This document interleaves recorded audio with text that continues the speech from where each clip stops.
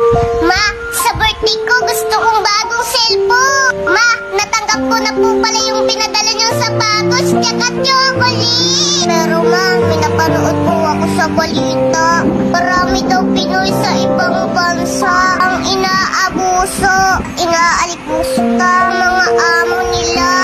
Ayoko po sana mag-alala.